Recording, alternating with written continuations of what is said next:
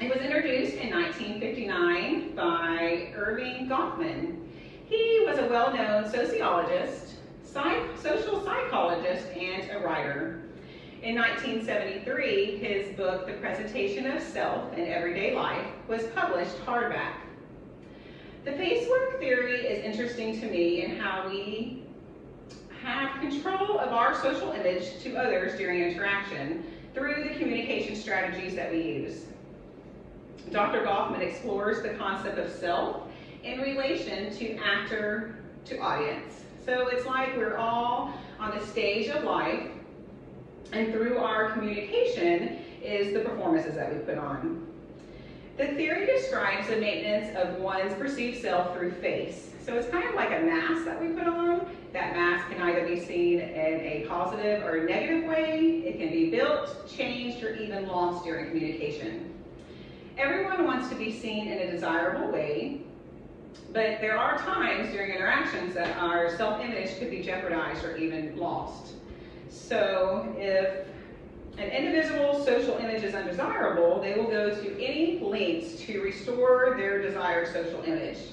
This is known as face restoration.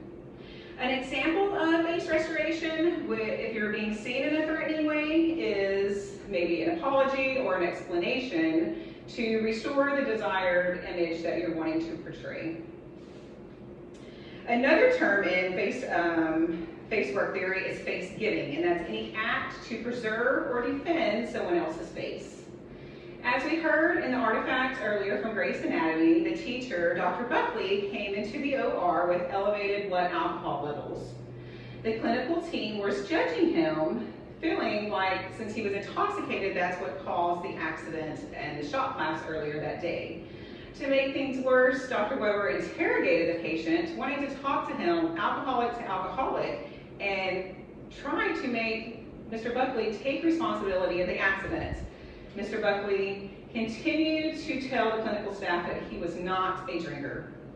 The injured student's mother brought Dr. Weber to the side and gave several explanations of why she did not feel Mr. Weber was an alcoholic or even a drinker. So maybe there was something else going on.